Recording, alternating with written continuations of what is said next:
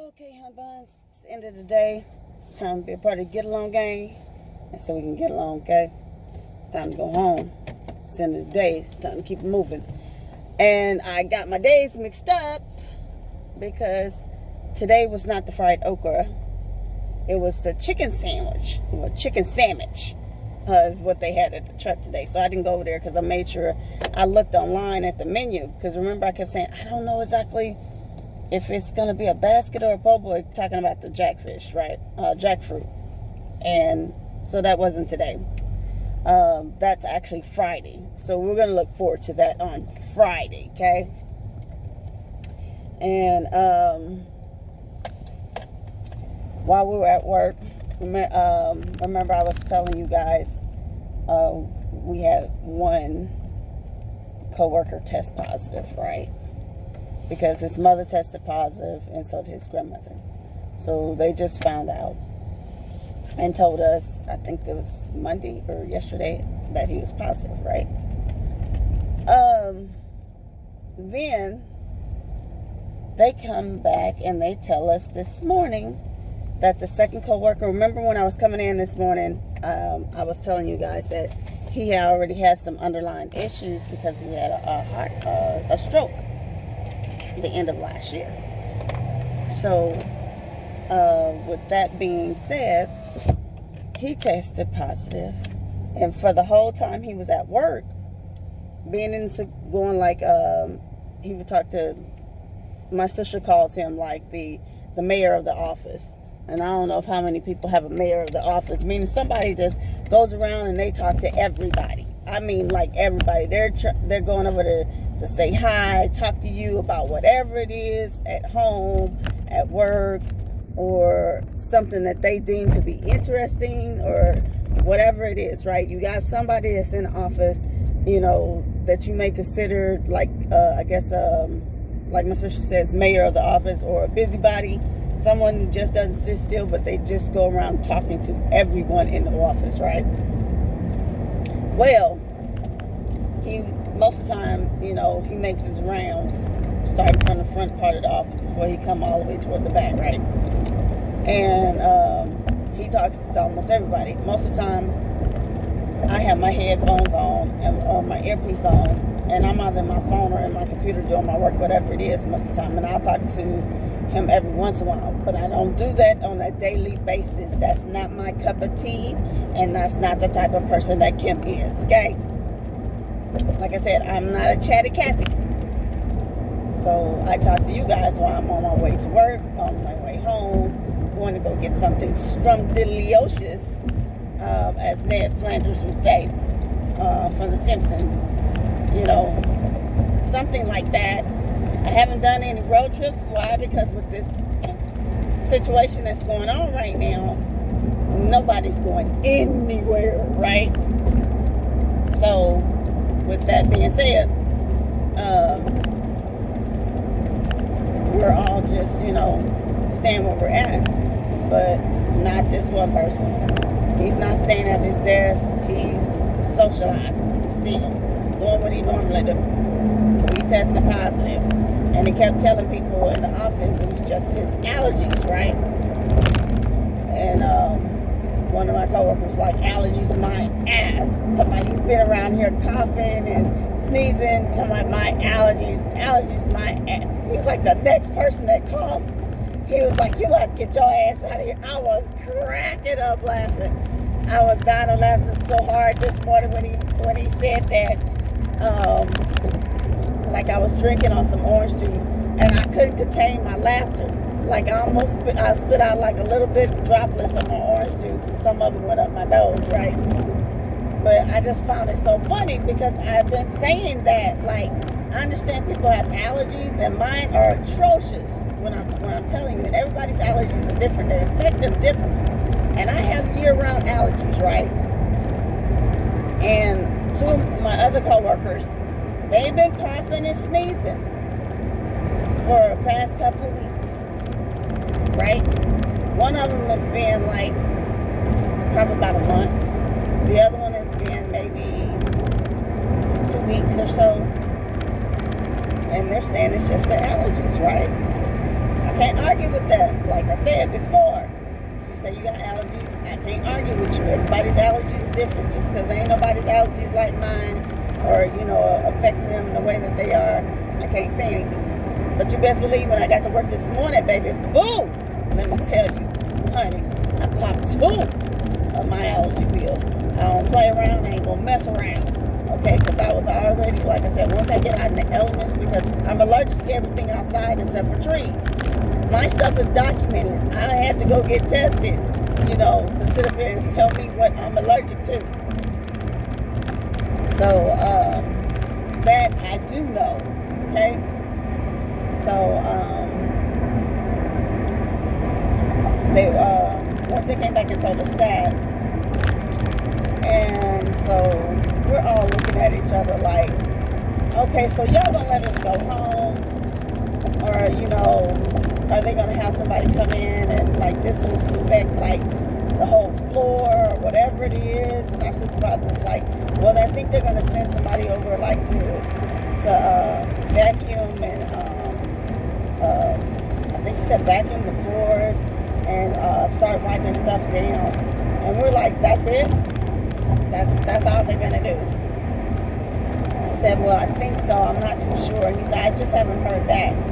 So one of our coworkers has been asking him like on and off all morning and afternoon. Can we go home? Are we going home? Can we go home? And unfortunately right now they were like, well, no. So this still ties back into my conversation of this morning. When I tell you I don't like being around sick people. Like, it takes my body, if I happen to get sick, like I can sit up here and try to doctor on myself at home and take Tylenol or rest and drink plenty of foods and all that. I could do all that at home. But when it comes down to like the 3rd or 4th day and I'm not getting any better, I have to go to the doctor, because that means at that point I need antibiotics, right? I need something to help me, counteract what's going on, because what I'm doing ain't helping a damn thing. So I normally have to go to the doctor's office to be seen and get my vitals and all that other type of stuff, and get diagnosed. And I could have, it could be a respiratory infection, I might have a sinus infection, I've had ear infections, or I just, have an all-out just cold sometimes. So, I just don't like being around sick people, because it takes me a little bit longer for my body just to completely fight it off, and that's with antibiotics, for me to go back to being normal. Now you have people at the job that come to work even when they're sick. You'll hear them say, well, yeah, I got a cold, I'm sick, but I'm not that sick to where I can't come to work. You sick. That's what your sick days are for. And I know y'all seen me in these videos say this before about, no you didn't. There is a truck in front of me fishtailing. I don't know if you on the phone. I don't know if you're sleepy and you're tired. I don't know if something fell in the truck and you trying to grab for it. I really don't have a clue. I told y'all in a video before, I don't mess with trucks, semi-trucks. I don't mess with the Tonka toys. I already had a bad accident, which gave me a phobia when it comes to these goddamn trucks. I don't play around with the trucks. And this truck was fishtailing, like it went this way, and then came back this way, and then slightly went over into the far right lane, and then came back. Look, I don't know what you're doing and what you got going on, but I'm about 3 cars back from it, and I ain't got time to play no games with it. I kid y'all not, I don't play with the trucks. I don't like the Tonka toys at all. I can't be by them.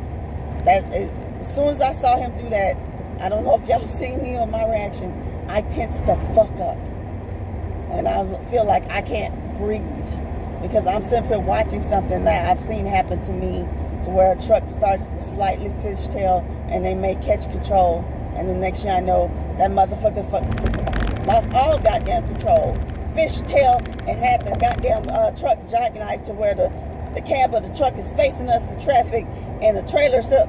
No, I'm not trying to revisit that. I'm sorry if I'm going too slow for people, and I ain't moving, you know, like they need me to do with the King Julian. I'm sorry, I can't fuck with the 18-wheelers. And here come another one rolling his happy ass up on the side of me and shit. I just can't do it. I can't do it right now. I'm like, y'all don't know. I'll kid y'all not. I'm like, I don't play with the 18-wheeler. They about to make me fucking panic.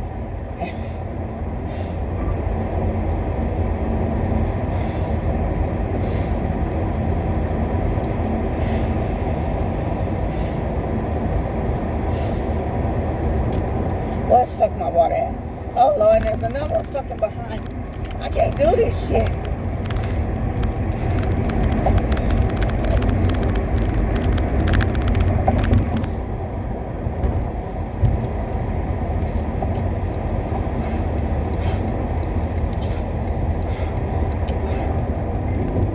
I gotta get in the far right hand lane. I can't be by these 18-wheelers. I fucking kid you not. I'd probably be fine if I didn't sit there and watch this goddamn 18-wheeler in front of me fucking start to fishtail. I'll probably be fucking fine. I don't do the talking. I don't do the talking toys. I don't fuck with the 18-wheelers. So y'all give me a minute.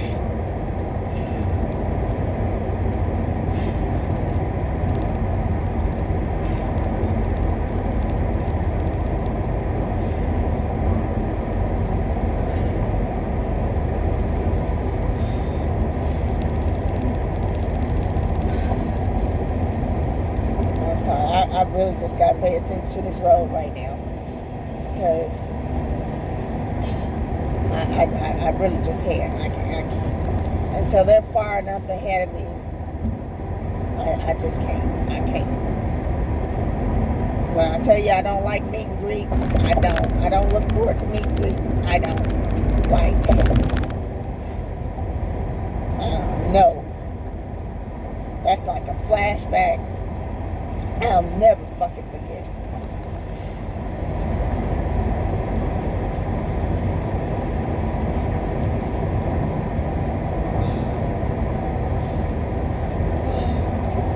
Okay. Alright, back to the story I was telling you guys about. I really can't be around sick people. If you guys have sick time, and you have sick time in your book, or your job allows you to have sick time, personal days, or whatever it is. If you have that,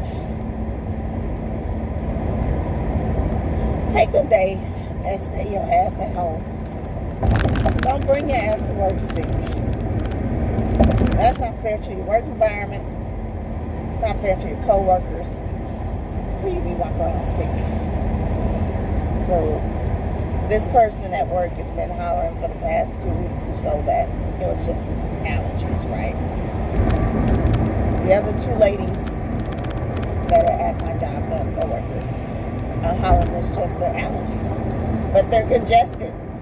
Because one of them was talking about that, you know, they went to the doctor and the doctor gave them the nasal spray and gave them antibiotics, and she's congested. And so when she found out the other co-worker had tested positive, she happened to be on the phone talking to her mom, but I could, you know, hear what she's saying because I didn't have my earpieces at the time. Because all morning long, our supervisor has been coming back and forth, giving us, you know, updates or letting us know who they've called and contacted. You know, they're trying to find out more information, this, that, and the third, in order, you know, to make us, you know, feel calm or okay while we're at work. And she's telling her mom that they're not letting us go home, but she's been on antibiotics for almost a week. And she's like, she's not feeling any better. She's still congested. She's like, they're both still blowing their nose and, coughing. And I'm looking like, and they was like, well, you have one of our, one of my coworkers, she kept saying, no, you have to have a fever to have the virus. And we were like, no, you don't. You don't have to be symptomatic at all. You don't have to be displaying any symptoms. You don't have to have a fever or anything and still have the virus. Meaning that it's in your body, even though it's not affecting you that way, that it's affecting others, right? And you can be possibly a carrier. And you can possibly give it to somebody else, and their body is going to react to it totally different than what you're reacting to it, because it's not breaking you down or breaking your cells down to make you in that that way that most people are saying that they feel when they're attacked by this virus, that they feel like horrible, like they lose their sense of smell and taste, and they're in a whole lot of excruciating pain, and they can't really breathe and everything. And so we had to keep telling her, because she kept saying, well, no, you just have to have a fever and you got to display the symptoms. We were like, you don't have to display the symptoms in order to go get tested. You don't have to display the symptoms, or have a fever in order to have this virus. And I don't know exactly why she thought that, because it's plastered on the news like nobody's business, telling folks, that you don't have to be asymptomatic to have it. Like, you might not display anything to be walking around with it. So, next you know, our supervisors came to our floor and talking to people from room to room and seeing how everybody was. But I thought that was kind of rude, because I'm looking like, okay, if anything, I understand you want to see where the people who tested positive, where they were, or where they, sit at, the location of where they were on the floor, or whether, their desk is a workplace. I get that part. But I don't get why, when you're in there and you're speaking to everybody, why is it that you didn't call everybody out to the main part of the floor to speak to everybody at once? Instead, you continue to go room to room to speak to people, and which made it seem like you didn't really have any intent to speak to us when we're in the backup part of the office, right? But we can see you go to the other rooms to speak to the other people. But we're in the back part, and the only thing you want to do is say, hey, how you guys doing, how you feeling? But you're not really coming to talk and address anything to us unless we had a question. And one of the other co-workers that I work with, who has a broken leg, got on his little scooter, and he went over there to go talk to him, to express his concern and ask different questions. And then there was somebody else in the office off to the far left from where we're at in the back of the office. And I called her name, but she didn't hear me.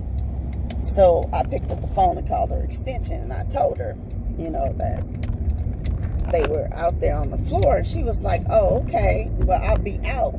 Because that's why I kept saying I consider that to be rude, because you're not addressing the whole floor.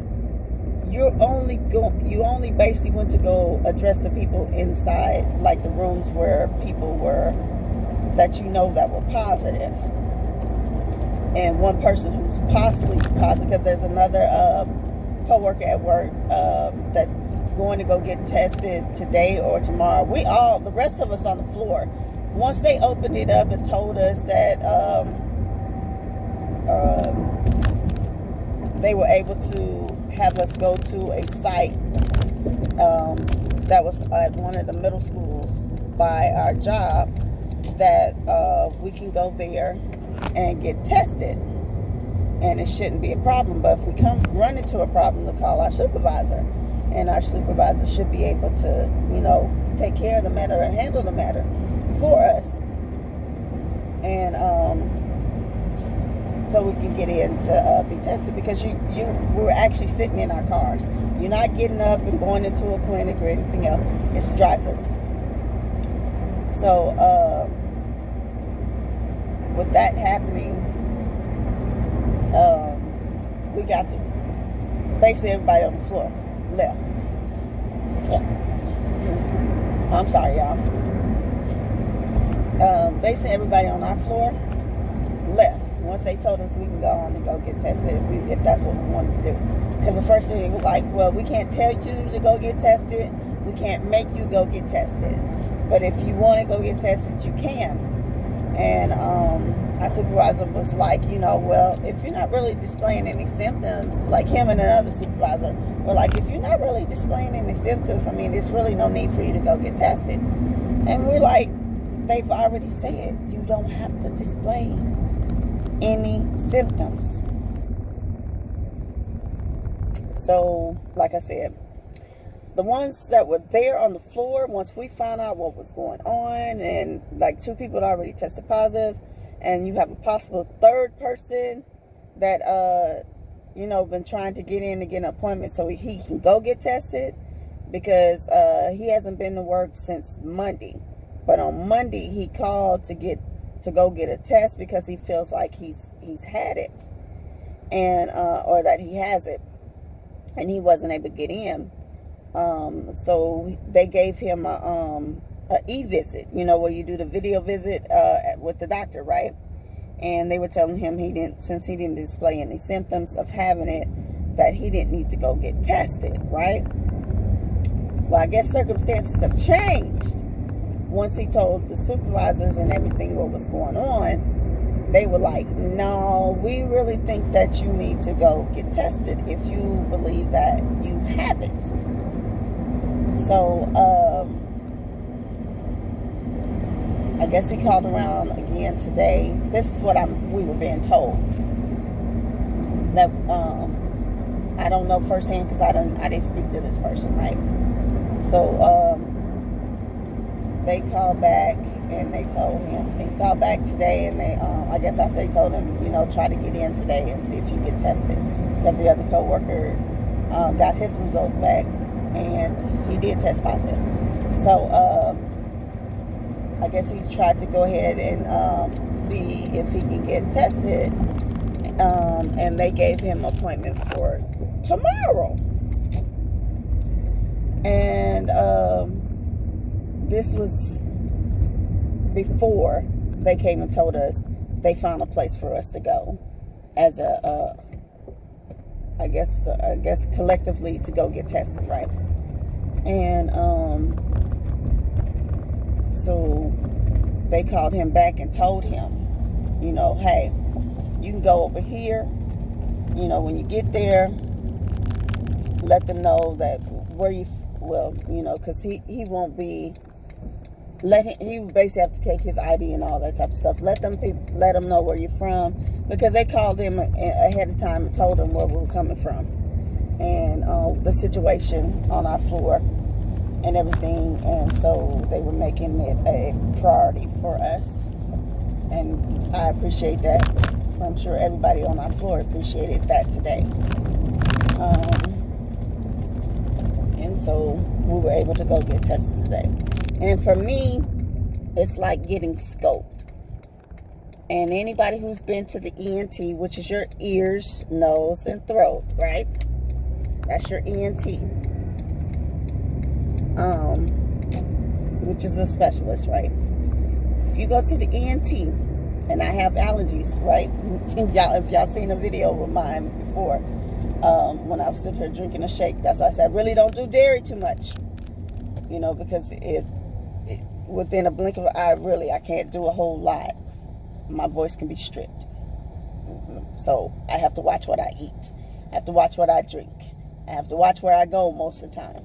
I can't be around people smoking and all that other type of stuff. Just like now, my voice is still raspy, right? So, I sit up there and gosh, Lee, I'm sorry, y'all. I lost my train of thought that fast. I'm so sorry. With the ENT, like when you go to their office, because besides seeing an allergist, I see I have an ENT, and that's been since for a while, for a couple of years. But when you go to the ENT and they're going to scope you, especially if you have bad allergies or you having things set to where, like for me, I'm always losing my voice, and they'll scope your throat. But the way they do it, they'll spray some stuff up your nose, and so it can go down the back of your throat to numb your throat, to make it easier for the scope to go down, right? So you won't be gagging and choking and, well, so you don't throw up, right? Well, that's the most nastiest spray ever, honey. I can't tell you, it's the most nastiest spray ever. Wait a minute, hold on, because I gotta open this. I gotta open this gate. Hold on, y'all. Hold on. Okay. I had to open the gate, sorry. Everything's on the app these days, which I've said that in other videos, right? So, I had to sit up there, like when you go to ENT, after they spray it, the back of your throat, they wait a little while, give it a few, minutes so it can work. And then they take the scope, which has the camera on the end of the scope, and they're going to put it down, like up your nose and down your nostril, and it's going to end up going down your throat, just so they can get down to where your vocals are, which is how you speak in your throat, right? And then they're going to ask you to breathe in, breathe out, I think cough, I think say ah, but they want to see your vocals open up and close, right? And with that's how the testing felt to me. Like they take that Q-tip, but it's real quick. It's not like they're taking all day to swab you, right? This is what they do. They take the Q-tip, push it in, push it back, like out, take the Q-tip, push it in, push out, push back. That's it. Like real quick, in and out. No more than 15 minutes. Hold on for me. Okay, y'all. Lady walked by outside. She going to go get her mail and whatnot, and I'm trying to get my mail. She don't have no mask on, honey. She just walking along like, she's scoot booting on, honey. I'm looking like, I ain't getting out this car without a mask. Lady, I don't know you. I don't know you. Hell, even the maintenance man that, he's got a mask on. So I was like, oh no, I ain't about to get out this car right now. And this lady ain't got no mask on. I said, oh hell no. I sat up here and closed my door real quick and put this and got my mask and put it on. I ain't got time to play no games. But like I said again, if you've gotten scoped from the ENT before, that's what it feels like. It's uncomfortable pressure, but it's real quick, right? In and out your nose, like probably no more than 30 seconds. I kid you not. It's uncomfortable just for those pair of little seconds. If it even was 30 seconds, those little pair of seconds, that's all you uncomfortable for, and after that you're fine. But if you have never been scoped before, you feel that to be like, my coworker was like, that is painful. It's no way I would do that again. And they was like, if somebody has it or if I have it, they was like, I'm not going to go get that done again. I'm just not. That was painful. I can't. I was just looking at them like, okay, I understand it's uncomfortable, but it shouldn't. It was more or less because they do it so quick that it kind of burns. But, you know, because they're putting the Q-tip in, go in real quick, and then put the other one up your nose, go in right quick, and then that's it, right? So it kind of burns, but it's not, at least for me. I can't say for other people. So if somebody else has been, you know, if you've been tested or whatever it is, or went to go get tested and it was uncomfortable for you, that's your truth. I can't say anything about that, right? That's how you feel about it. That, you know, if it was very painful and uncomfortable for you, that's your truth. I'm just telling you what it reminded me of and how I felt. It reminded me of being scoped at the ENT. And our supervisor, like one of the supervisors asked the other supervisor at work, right? You know, were you going to go get tested? And he was like, no. He was like, I'm not displaying any symptoms, and I'm not trying to be around a whole bunch of sick people. And I'm looking like, me, one of my coworkers, and a few other people, we just look. And we're like, what you mean? You don't want to be around sick people? I don't want to be around sick people. But we're here at this job. Like, you're in your car. You driving up to be tested. To be swabbed, I should say. So the whole time you're in your vehicle, you're not around anyone but yourself, besides when you have to let down the window when you first get in so they can get your registered information. And they put the stuff on your windshield wiper outside, like your windshield itself, and they have the wiper blade holding the information down. It's not like you speeding through no course or anything for it to fly off anywhere. It's not. It's a real slow pace, right? And that's in the first tent. You go around to the second tent to where they check your ID again, and they ask for your insurance card, which we thought this was kind of, you know, strange that you would ask us for our insurance card, which I keep mine on me anyway. My other coworker, she didn't have hers on her, but I thought that was kind of funny that you would ask. And in the moment, I wasn't thinking about it till afterward. By this time, I'm already to the third tent, to where they tell you don't roll down your window until they come to your window. And when you roll down the window, the only thing they're asking you to do is verify your information, and then they're swapping you real quick, and then you're going on. It's not for you to sit there and have conversation, ask questions. That was supposed to be in, you know, the second tent where they got your information. And she asked for ID, and she asked for medical insurance card, your insurance information, which the first guy at the first tent said that too. And I was like, I said, huh? I ain't paying no mind, because I was like, maybe, you know, it ain't making no sense, right? Because if it's supposed to be a free test, I wasn't too understanding what the, what you call it, my medical information was for.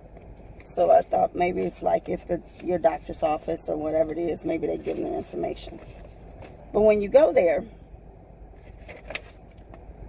this is it. It says COVID-19 test siting checklist. And I'll take a picture and I'll put it in, you know, at the end of the video. But it tells you, arrive at registration. Please immediately place mask on. Well, I drove over there with my mask on, because as soon as I got from being in the building, we have to have our mask on, right? You can't get in the building without it. And so I just kept, you know, mask on when I got at the building, got in my car, and I drove over there with my mask on the whole time, right? So it says, please immediately place mask on. It says, turn vehicle off. Have government issue ID and insurance card ready. It says, please keep window up and present your documents through your window for the healthcare official to take a picture. Didn't nobody take no picture of our stuff. They asked for our stuff, and, you know, well, the first guy at the first tent, he asked me if I had my ID or driver's license. And I told him, yeah. So I got it out, and I was holding it in my hand, but like so he could read it and take the information. But he didn't take a picture of anything. He just, you know, took the information off my driver's license because he wasn't grabbing for it or taking it. I guess he said, I ain't playing them games. I'm not touching his stuff. So that's what he did, right? And he filled out the thing. He'll ask you your social and all. Well, the person, you know, the first guy, he asked him his social. He asks about your full name, asks you for your ID and all that. And he takes down whatever information he needs, right? And a phone number. Then it says, after registration is complete, please continue to testing tent. And it says, arriving at testing tent, keep mask on until advised otherwise. Healthcare official will give following instructions. Please follow all instructions given by healthcare official. We will call you with your test. It says we will call you with your results. This is what they give you at the first test, like tent, when you're first drive up to register, right? Now, at the last tent, after, you know, the second tent in the middle is the one that asks you for your driver's license again and your health insurance card, right? They're not saying what they need it for. So maybe somebody can ask and let me know or put it down there. Because I forgot to ask. I'm just, you know, still taken back to the whole thing. But I'm still kind of shocked and surprised it's going along as fast as it is, right? Okay, this says 10 ways to manage respiratory symptoms at home. This is the other page that they give you. And this is at the third tent before they swab you and send you on your way, right? It says 1, stay home from work, school, and away from other public places. If you must go out, avoid using any kind of public transportation, ride sharing, or taxis. Number 2, if you have fever, cough, or shortness of breath, call your healthcare provider. They may tell you to manage your care from home. Follow these tips. So that was number 1 was the stay at home, work, school thing. That was the first tip. Second tip says, monitor your symptoms careful. I'm sorry, it's kind of faded if y'all can see. So I'm trying to make out what the words are, right? It says, monitor your symptoms carefully. If your symptoms get worse, call your healthcare provider immediately. That's 2. 3 says, get ready. Number 3 says, get rest and stay hydrated. Number 4, if you have a medical appointment, call the healthcare provider ahead of time and tell them that you have or may have COVID-19. Number 5, for medical emergencies, call 911 and notify the dispatch personnel that you have or may have COVID-19. Number 6 says, cover your cough and sneeze. Number 7, wash your hands often with soap and water for at least 20 seconds. Or clean your hands with a alcohol-based hand sanitizer that contains at least 60% alcohol. As much as possible, that was number 7, I'm sorry. Number 8, as much as possible, stay in a specific room and away from other people in your home. Also, you should use a separate bathroom, if possible. If you need to be around other people in or outside of the home, wear a mask. That's number 8, okay? Number 9 says, avoid sharing personal items with other people in your household, like dishes, towels, and bedding. Number 10 says, clean all surfaces, honey. Swipe them down, wipe them down, brush them down. You clean them now, okay? Clean all surfaces that are touched often. This is number 10, the last one that's listed. Clean all surfaces that are touched often, like counters tabletops, and doorknobs. Use household cleaning sprays or wipes according to the label instruction. Now at work, they have this big old bottle of disinfectant spray that we have to use. When we first get there, we have to wipe our desk down, telephone, all that, right? Middle of the day, they said as often as possible. So as soon as you're thinking about it, whatever it is, it's on the email that was sent out, says in the morning, often throughout the day, and definitely before you leave work at the end of the day, right? That they want us to start doing this. And like a few people were like, well, we were to understand, and we thought like if you were in contact with someone that have tested positive and you've been around them, that you were supposed to be, should self-quarantine yourself as well. So that's why my coworkers kept asking, so are we able to go home? Are we going to, have to be on self-quarantine? Like, what's going on? And at this time, they were like, well, no, if you're not feeling any symptoms or anything, and so that's why I guess they went ahead and let us all go get tested today. And they made it to where we had the arrangements to where we can go and get it. So if everybody's doing it all on the same day, most likely, hopefully, we all get our same information back within the same time, right? And so I'm praying that everything is okay. Like I said, I have allergies, and I explained that to the lady on the phone when I called my doctor's office with the nurse, because I was trying to try to go get tested through my doctor's office through my healthcare, right? Because I was like, okay, I have allergies, but right now, besides like I told the nurse on the phone, or the lady at the help desk for appointments on the phone, like, I just have allergies and I have asthma.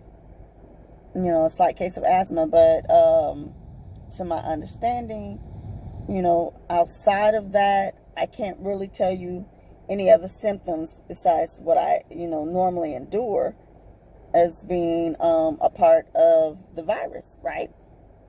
And she was like, okay, well, we'll do a video chat with your doctor's office. She asked me who my doctor was, and I told her.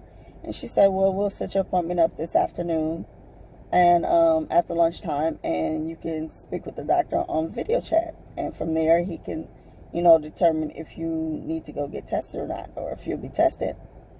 And I explained to her that, we already had 2 people test positive in our office who have been there at the job around people. So she said just to make sure we let my doctor know that. And this is after I got off the phone with them. I want to say probably no more than 30 minutes, 15, 30 minutes, something like that, is when, the supervisors came back there and was telling people, one of the other supervisors came back there that wasn't mine, came back there and told me and my other coworker that our supervisor wanted to talk to us.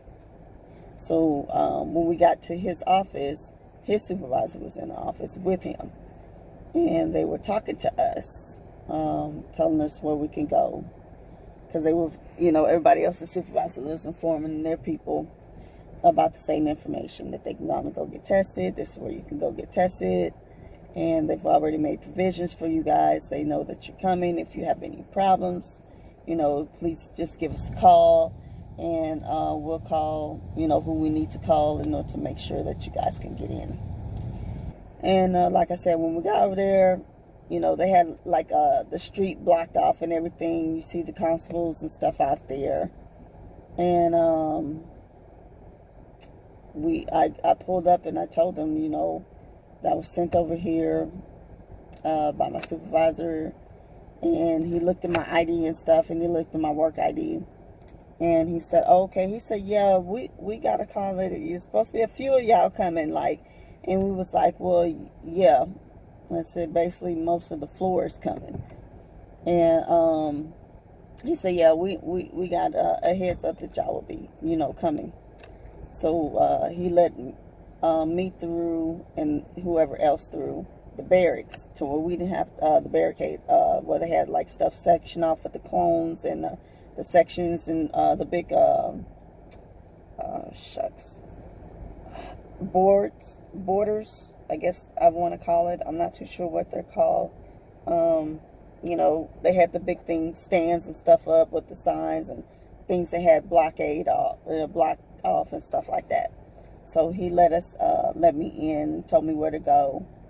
And when I got over there, one of the other constables pulled up. And he asked me, I was like, I'm not too sure if I'm on the right side or not to go. He said, yeah. He said, but I have to take you over there, because he had to end up blocking off traffic of people that were coming in from the normal street to go to the testing site. So he said, okay, but you have to follow me. And I said, okay. So I put my car in reverse, because he started going this way. So I'm thinking I have to go, you know, go the other, where he's going. He said, no, stay where you at. He said, I got to turn around. And he said, then you follow me over there. I said, oh, okay. He said, you see where all them cars at? He said, we got to go over there. I said, okay. But as soon as he was telling me that, I got about 3 coworkers to pull up behind me. So he stood there and he was waiting for everybody to pull up for who he sees the cars coming through that they let through, like myself. And so he backs up and he turns around and he takes me over there where the cars are. And he blocks off the traffic and in order to let us cut through, well, merge through, like get behind where he's blocked off at and get behind that vehicle in order to start to, you know, proceed on through the line. And that's what they did. And then they changed the direction of how people were to follow along. You know, so it wouldn't be just wide set. So they made it narrow to where people, as soon as they leave the second tent, they will just go around instead of having everything backed up like this, and it'll be on a curve in order to get to the second tent, waiting, you know, to get there. And but like I said, it was real easy breezy, like 15 minutes if that. And after that, came on back to work, because my coworker was like, well, can we go home after that? Do we have to come back to work? And this